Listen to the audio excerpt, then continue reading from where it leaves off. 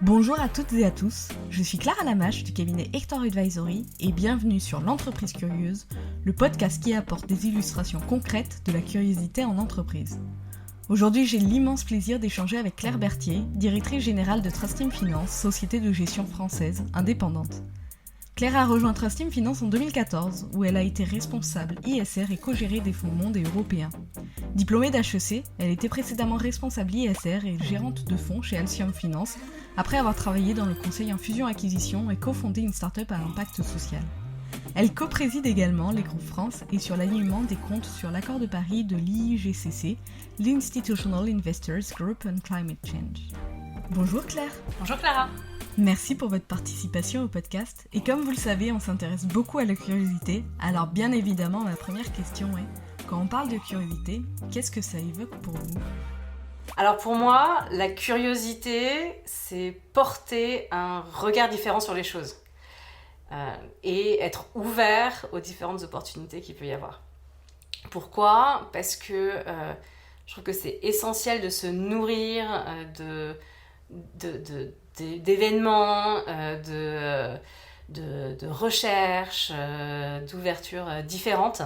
Et on sait très bien que la nouveauté, la création vient de l'intersectionnalité, c'est-à-dire quand on arrive à mixer différentes lignes, différentes façons de voir pour en créer une nouvelle.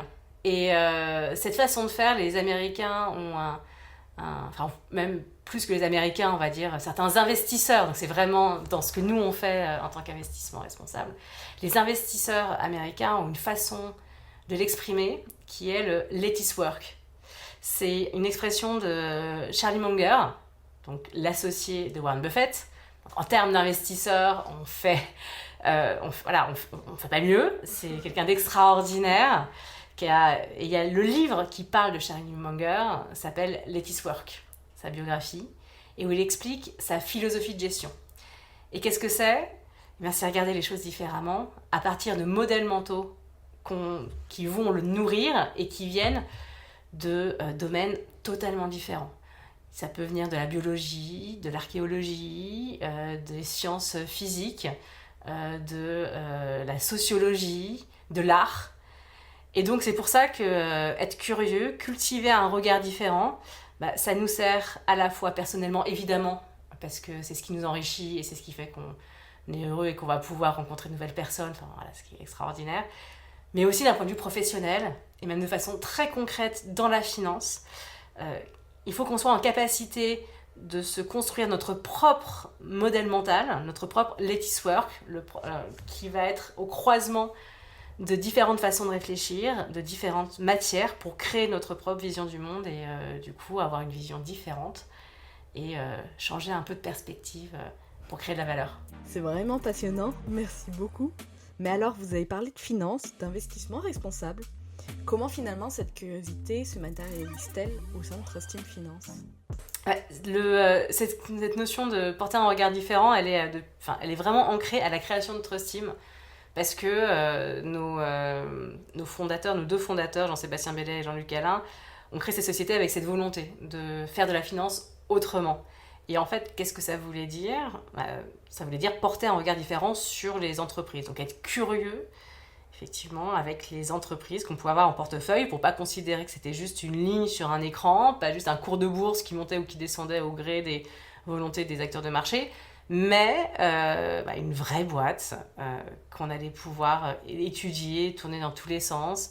Mais pour ce faire, il fallait regarder les choses différemment de ce que regarde le marché. Pourquoi ? Parce que en finance, le principe de la finance, c'est que tout le monde va avoir accès aux mêmes informations.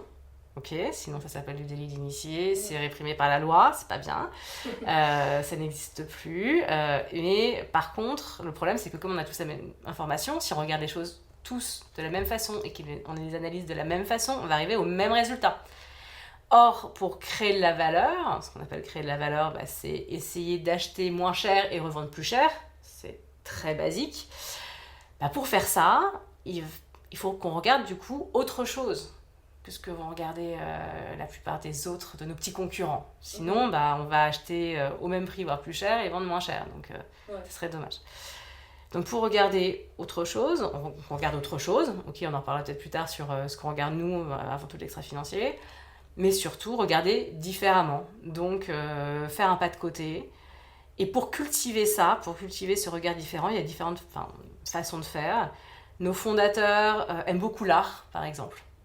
On est ici dans l'hôtel Salomon de Rothschild, qui appartient à la Fondation des artistes, qui a pour but de promouvoir les artistes en France, par exemple en finançant une maison de retraite. Donc notre loyer va à une maison de retraite d'artistes, et voilà, pour financer les choses différemment. Comment est-ce qu'on a connu la Fondation des artistes ? Parce que nos fondateurs fait de la sculpture. Donc en regardant, en allant dans différentes pièces, vous pourrez voir, il y a des œuvres de Jean-Sébastien. C'est incroyable. Qui expose aussi. Et en fait, pourquoi il fait ça ? Au départ, c'était aussi pour se forcer à avoir un regard différent, à cultiver son regard.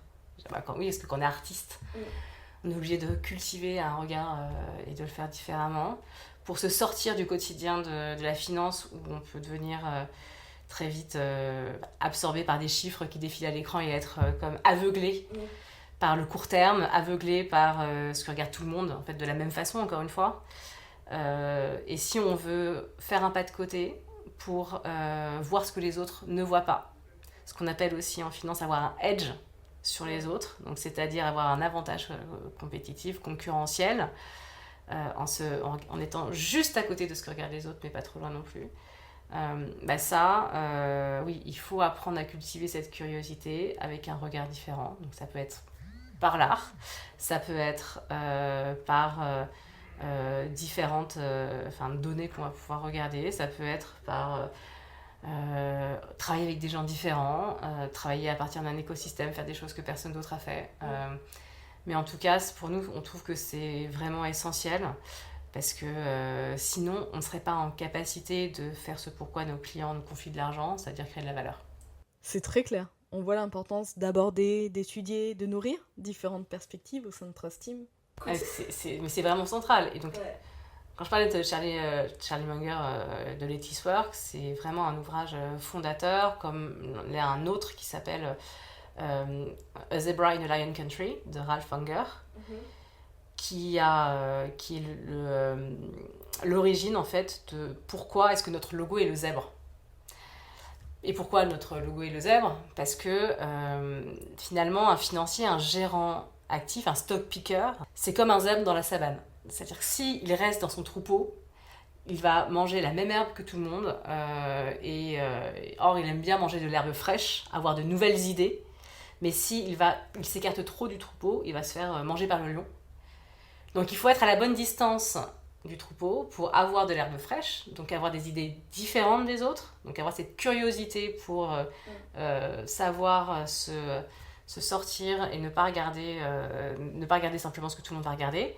Mais si on regarde vraiment les choses de façon trop différente, on sera rattrapé par le marché. Et ça, on ne peut pas rester contre le marché indéfiniment. Notre objectif, c'est faire de la performance, c'est quoi ? D'un point de vue financier, c'est aussi savoir créer de la valeur, et donc il faut financièrement pouvoir être meilleur que le marché. Et même si on ne peut pas être meilleur tout le temps, c'est pas possible, les finances c'est aussi cyclique, mais au moins être récurrent et avoir, on va dire, c'est comme des vagues, savoir surfer sur les cycles. Et pour ça, il faut quand même être assez près du propos, comprendre ce que veulent nos clients et leur donner un peu cette fraîcheur, qu'autrement, ce que seuls ils n'ont pas forcément. Et finalement, comment on construit son business model autour de ça ? Déjà, qu'est-ce que c'est que l'investissement responsable ? L'investissement responsable, c'est simplement regarder donc différemment, mais surtout intégrer des critères extra-financiers dans sa gestion. Au départ, c'était ça, ça l'est toujours. Je pense que ça a aussi une dimension chez beaucoup de personnes très émotionnelle, Parce que à partir du moment où on va au-delà des chiffres, au-delà des données quanti, traditionnelles, financières, il y a une part de subjectif qui revient de façon très prégnante. En plus, historiquement, on avait assez peu de données.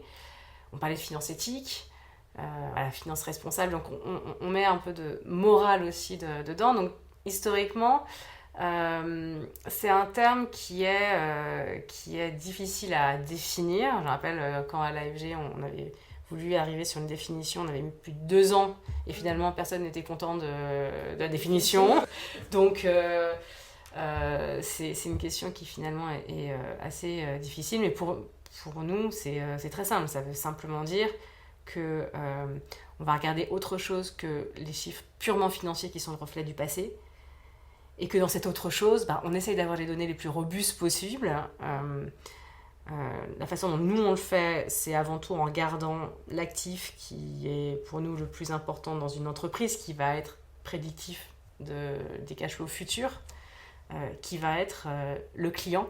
Et donc on va essayer de quantifier quelque chose d'extra-financier qui est l'actif client. Et comment le faire ? Il y a une mesure qui, historiquement, une mesure extra-financière, mais qui est très connue du marketing, qui est la satisfaction client. Et c'est pas du tout connu des financiers, mais par contre, côté marketing, c'est une évidence. On sait très bien que la performance financière des entreprises est corrélée et liée à la satisfaction des clients.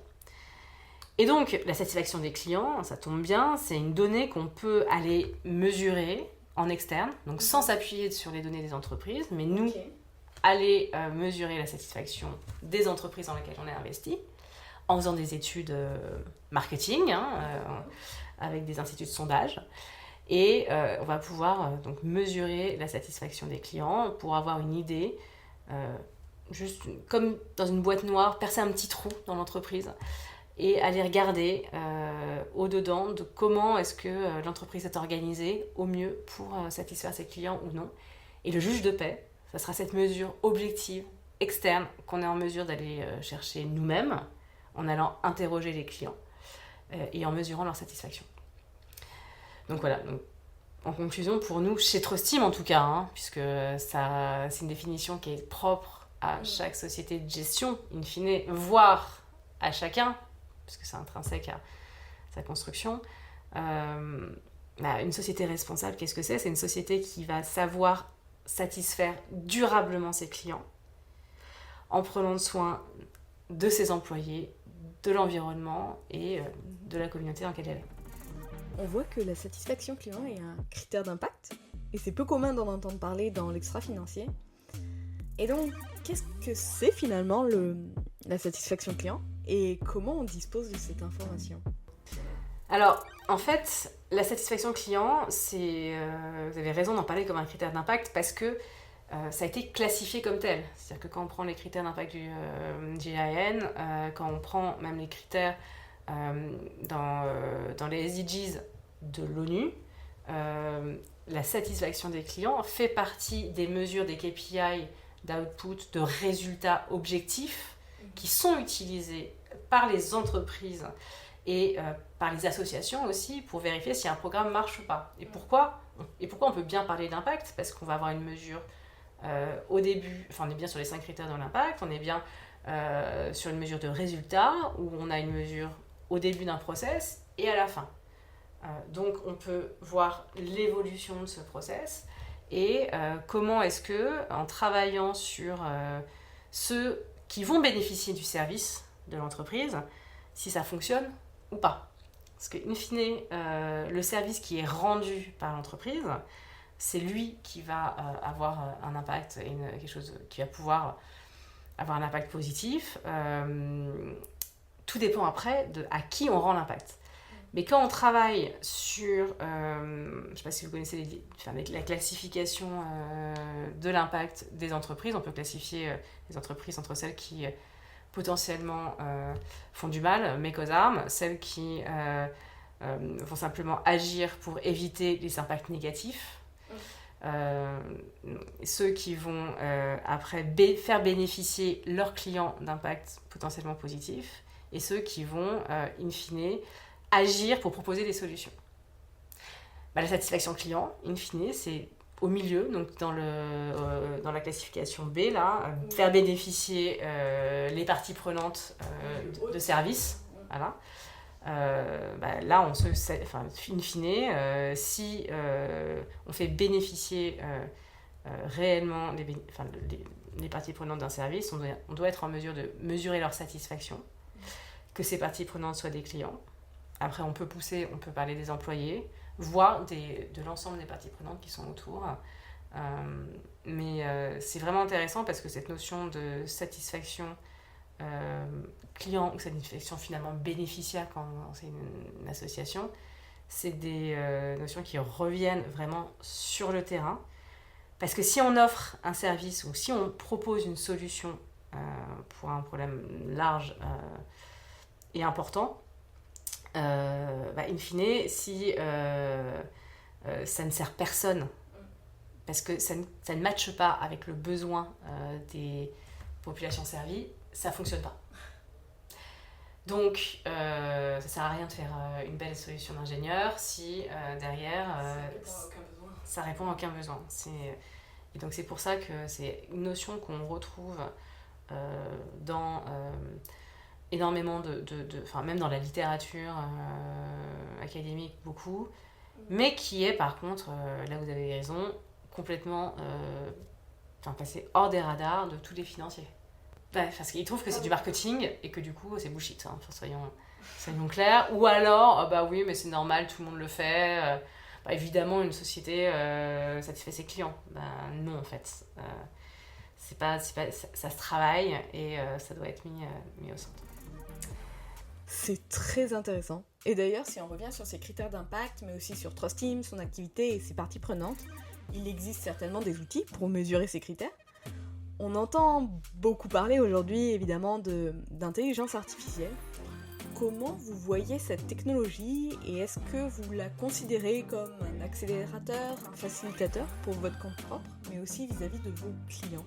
C'est vraiment une question d'actualité brûlante parce que chez Trust Team, donc depuis qu'on investit en fonction de la satisfaction client, on a travaillé sur nos propres sets de data. Ce qui s'est passé, c'est que on a découvert ce critère extra-financier, qu'on a cherché à aller plus loin que le financier et donc à chercher un critère extra-financier qui avait un lien avec la performance financière. On a découvert la satisfaction client en 2007-2008 à partir d'études académiques réalisées à l'Université de Michigan, Harvard, Stanford. Et donc, on a dit, c'est extraordinaire, c'est génial. Bon, quels sont les data ok, il y en a aux États-Unis, très bien, un peu au Japon, mais il n'y en a pas en Europe. Et donc, on a dû faire nos propres enquêtes et pour recueillir de la donnée. Et donc, on a commencé à avoir nos propres données. Ce qui fait qu'on fait ces enquêtes depuis presque 15 ans. Donc, on a 15 ans de track record, 15 ans de données. Et donc, on peut, à partir de ces données-là, travailler pour entraîner des robots pour essayer de voir quelle est la corrélation avec la performance financière ou extra-financière. Donc, on a d'abord utilisé l'IA, ou en tout cas essayé de travailler sur l'IA, parce qu'on avait nos propres données et qu'on se disait, on sait que ça marche avec des données des autres, est-ce que ça marche avec nos propres données ? Donc, on voulait tester nos propres données. La V1 d'un modèle, alors c'est pas encore de l'intelligence artificielle, parce qu'il y a différents stades. Oui. Là, on est vraiment sur des modèles de corrélation assez basiques. Ça marchait avec le set de data des autres, ça marche avec le nôtre, ça c'était en 2019, fantastique. Bon, on va faire une V2 du modèle, très bien. En plus de ce qu'on savait déjà, ça nous apporte 2-3 trucs, parce qu'on va travailler sur un petit peu de machine learning et donc passer à un cap. Et l'accélération de l'intelligence artificielle l'année dernière a été telle, avec les différents modèles, par exemple, les modèles neuronaux qui sont maintenant très faciles d'accès finalement. On a, à partir de nos sets de data, réussi à construire un modèle d'IA qui va mettre en différents clusters les sociétés en fonction du lien entre satisfaction client et performance financière. D'accord. Et ça, c'est génial parce que c'est quelque chose qu'on ne peut pas faire tout seul dans sa tête. En tant qu'analyste... Il y a un lien de corrélation qui voilà. met en avant. Et c'est vrai qu'au départ, on voyait les modèles d'intelligence artificielle ou les robots, ou ce travail de modélisation il y a 5 ans comme étant un truc sympa mais qu'on connaissait déjà. Il y a 3-4 ans comme étant un truc, ah ouais tiens, ça je le savais mais en tant qu'analyste, parce que j'ai beaucoup bossé là-dessus, mais je suis quand même encore meilleure. Et là, on arrive sur des choses auxquelles nous, on n'aurait pas pu penser. Ça apporte vraiment Donc ça apporte une vraie valeur ajoutée. On reste prudent parce qu'on veut que ce soit suffisamment robuste pour pouvoir investir l'argent de nos clients là-dedans. Maintenant, on a lancé un fonds systématique, donc un fonds qui ne regarde plus les entreprises avec un œil financier, mais seulement extra-financier, systématiquement extra-financier. Et dans ce fonds, on a à peu près 20% de la pondération du fonds, 20% des investissements qui sont liés à ce modèle d'IA. D'accord. Et donc on apprend, et petit à petit, on est persuadé que ça va monter. Mais on doit continuer à apprendre. Donc, et c'est tout ce qui est génial aussi avec l'intelligence artificielle, c'est que on est au tout début d'une nouvelle révolution. Et il faut il y a un boulevard devant soi pour améliorer à la fois la performance de nos fonds, de nos produits, également le travail de nos collaborateurs, parce qu'il y a plein de tâches très pesantes qui peuvent être automatisées assez facilement, donc c'est top. Et on est assez confiant parce que on sait que l'industrie financière est très en retard là-dessus, en particulier l'asset management. Et pourquoi est-ce qu'on sait qu'on est très en retard ? Parce qu'on voit les sociétés dans lesquelles nous on a investi accélérer et avoir accéléré très rapidement sur les dernières années. Donc, comment ça va se matérialiser ? Est-ce que c'est une bulle ? Est-ce que on en a beaucoup parlé pour l'instant des résultats assez faibles ? Oui, sûrement. Et là on le voit ces derniers jours, je ne sais pas si vous avez suivi en bourse, on est début août 2024, donc oui les indices sont décrochés, mais ça c'est des exubérances irrationnelles classiques des marchés financiers. Il y a une bulle, ça va trop haut, bon, après ça corrige, ok, fine. Par contre, dans la vraie vie, ça va arriver, c'est une révolution. C'est comme Internet au début des années 2000, quand il y avait la bulle des années 2000. Est-ce que au début des années 2000, ça a été exagéré ? Oui. Est-ce que ça a transformé le monde pour les 20 prochaines années et on est arrivé à une économie de plateforme avec oui, ça. Et aujourd'hui, on est à un moment où ces plateformes vont sans doute être renversées. Il y a de nouveaux acteurs qui vont pouvoir émerger. Qui ça sera ? On n'a aucune idée. Par contre, on peut être sûr d'une chose, c'est que les leaders dans 20 ans ne seront sûrement pas ceux qu'ils sont aujourd'hui. Oui. Donc, ça a des implications au niveau de nos investissements, de la façon dont on investit nos process en tant que société de gestion. Ça a des implications en tant que nos investissements, les sociétés dans lesquelles on va investir. Ça a des implications pour les entreprises dans lesquelles on investit. Parce que pour rester... pour avoir cet avantage concurrentiel, continuer à l'avoir, il faut maîtriser ou en tout cas essayer de travailler avec ces technologies et pas le faire n'importe comment.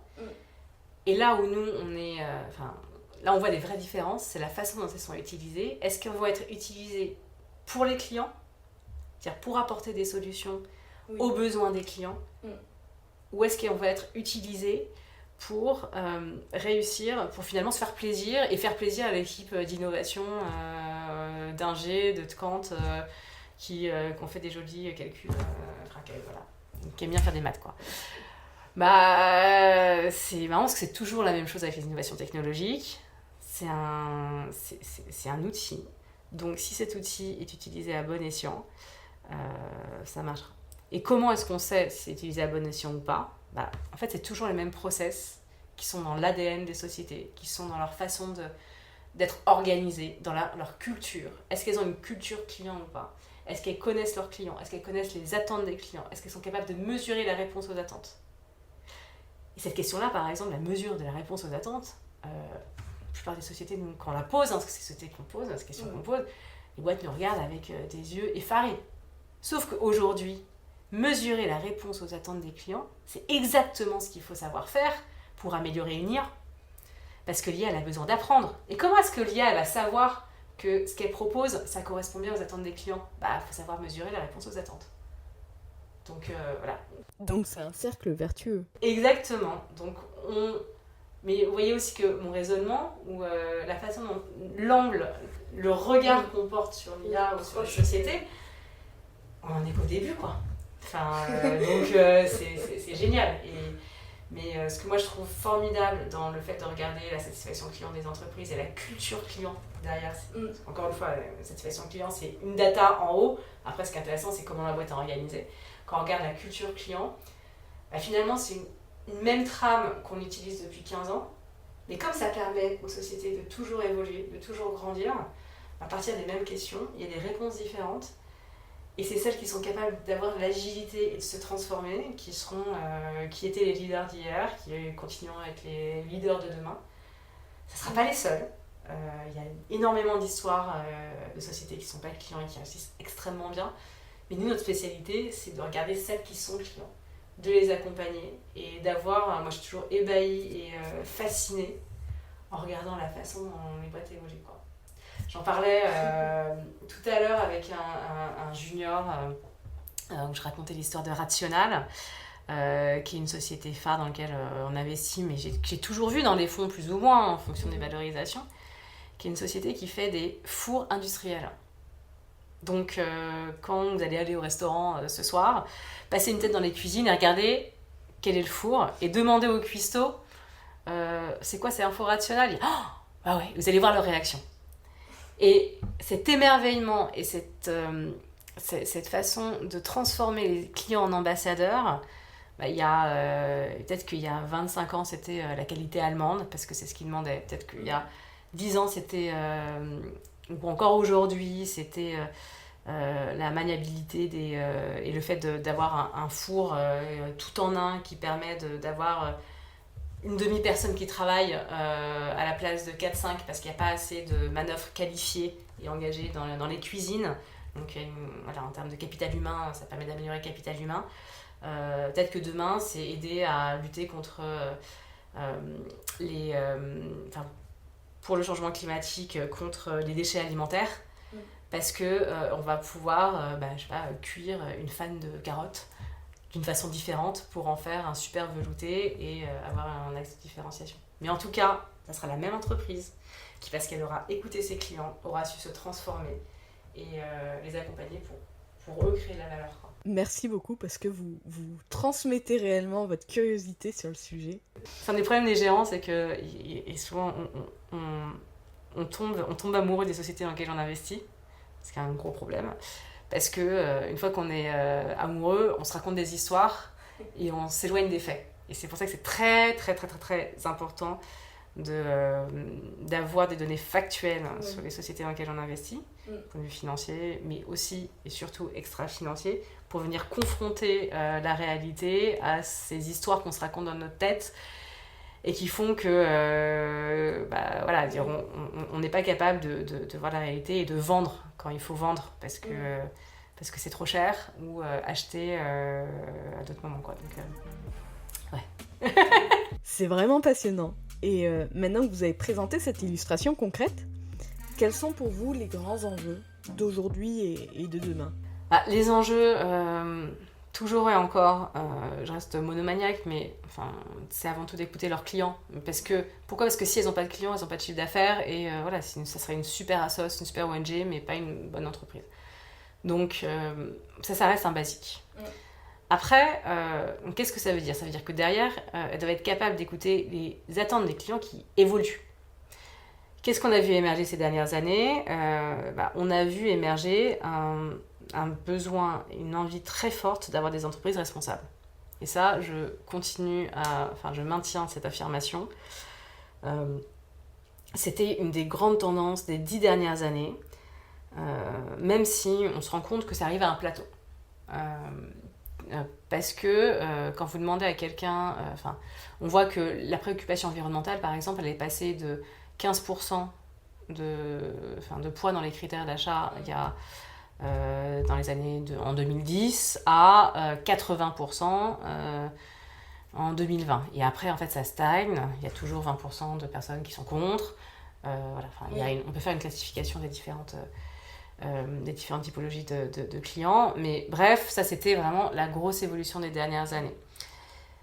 Cependant, cette évolution, elle s'est faite avec une préoccupation, on va dire plutôt en négatif. C'est-à-dire, nous on le voit en tant que financier plutôt comme des risques que des opportunités, parce que c'est souvent des critères que les clients voient comme étant acquis ou devant être acquis, et qui du coup ne remontent sur le devant de la scène que quand il y a des controverses. Par exemple, quand il y a une controverse sur du travail forcé dans des chaînes d'approvisionnement pour des vêtements, les Ouïghours, le coton, quand il y a une marée noire, quand il y a une atteinte environnementale forte sur la déforestation. Mais vous voyez, c'est toujours négatif. Alors là, il va falloir transformer ça pour arriver à quelque chose de positif, pour créer de la valeur et apporter des solutions. Donc, là où je pense que un des enjeux majeurs, ça va être pour les entreprises de ne pas penser contrainte, mais penser solution. Encore une fois, par rapport aux besoins de leurs clients, ces besoins qui de plus en plus vont être d'accompagner la transition. Donc comment est-ce que je vais faire pour avoir une entreprise net zéro, qui vont être d'être au plus près de leurs clients, c'est-à-dire de le faire tout en étant juste. Donc avoir une transition qui soit juste, c'est essentiel. En répondant aux grandes interrogations finalement et aux besoins de l'humanité générale. C'est-à-dire que je pense qu'il y a les entreprises vont devoir avoir une mission forte qui rassemble au bénéfice de leurs clients et qui pour rassembler leurs collaborateurs qui soient suffisamment engagés et pouvoir créer de la valeur, quoi. Je pense que c'est quelque chose d'essentiel pour les prochaines années. Et après, comment on le fait ? Encore je disais, il y a des outils, il y a l'IA, évidemment, c'est une révolution, ça va changer les choses. On parle de transition, mais il y a beaucoup d'adaptation. Donc, comment est-ce qu'on fait pour s'adapter dans un monde, malheureusement, à peut-être plus 3 degrés, même si on milite pour un 5. Quelles seront les prochaines évolutions ? Comme j'ai dit, c'est des révolutions qui sont en cours pour lesquelles nous, on est plutôt à étudier les entreprises pour qu'elles s'y adaptent plutôt qu'à essayer de trouver nous-mêmes les solutions. Je n'en ai aucune idée, quoi. Un immense merci d'avoir participé à ce podcast, de nous avoir partagé votre vision de manière curieuse. Une dernière question tout de même. Est-ce qu'il y aurait une personne que vous aimeriez entendre à travers ce podcast et qui représente pour vous la curiosité ? Alors, je sais que c'était une question que j'avais posée à la base, donc que j'aurais dû plus préparer, mais les personnes que je trouve fascinants. Alors, il y a une catégorie de personnes que j'aimerais bien entendre, justement, c'est ceux qui sont au cœur de l'intelligence artificielle. Parce que là, on est en train de recruter, donc j'en vois un certain nombre. Et je trouve que comme ça ouvre un champ extraordinaire, ils sont très ouverts et souvent très curieux sur les différents types de données et leurs applications. Et donc du coup, ils n'ont pas les barrières mentales de se dire « Ah, ce truc-là, c'est du financier, c'est de l'extra-financier, c'est je sais pas, des températures, des précipitations, des places de parking, il n'y a pas de jugement sur le type de data sur laquelle ils vont travailler. Ils vont juste prendre un set de data pour essayer de les mettre dans des modèles et trouver le bon modèle, la bonne façon de faire pour arriver à un résultat. Donc là, une fois que j'ai dit ça, je n'ai pas dit grand-chose parce que j'aimerais bien entendre quelqu'un qui est chercheur en IA sur vraiment des modèles d'intelligence artificielle, donc quelqu'un qui bosse chez ChatGPT en France par exemple, que je ne connais pas, donc je ne pourrais pas faire de reco. Si on va d'un point de vue purement, si on va plus du côté des professionnels, je pense qu'il y a avait entendu. Ah si, il y avait l'ancien directeur de. Parce que la biodiversité, par exemple, est un sujet Oui. extrêmement important. Donc, écouter un océanographe qui va nous parler des coraux, par exemple, de ce qui se passe à l'heure actuelle sur la destruction des coraux, ou quelqu'un comme. Ou un anthropologue, un ethnologue, quelqu'un comme Descola. Enfin, c'est extraordinaire. Parce qu'il faut cette curiosité d'aller voir. Enfin, comment avoir l'idée d'aller au fin fond de l'Amazonie pour essayer de mieux connaître notre vision du monde, quoi. C'est extraordinaire. En revenant, j'essaye de trouver. Je pense que IA, biodiv, parce que c'est des domaines complètement différents par rapport au business. Et un athlète, quoi. On est en plein JO, mais en termes de curiosité, Enzo Lefort, qui, je trouve, en termes d'athlète, est quelqu'un de dingue. Il était champion du monde d'escrime, il a été... et en même temps, il est photographe, il fait des mangas, et donc, comment est-ce que... j'ai l'impression que c'est quelqu'un qui est aussi très curieux. Oui, comment il mélange tous les arts. Comment il mélange tous ces arts, tout en étant kiné. Je trouve que il y a aussi certains athlètes qui peuvent avoir cette vision différente. Parce que pour rester autant de temps à faire toujours le même geste jusqu'à la perfection, et pourtant garder cette ouverture pour se nourrir, quoi. Donc ça sera assez intéressant. Génial, merci beaucoup pour cette discussion passionnante. Merci Lara.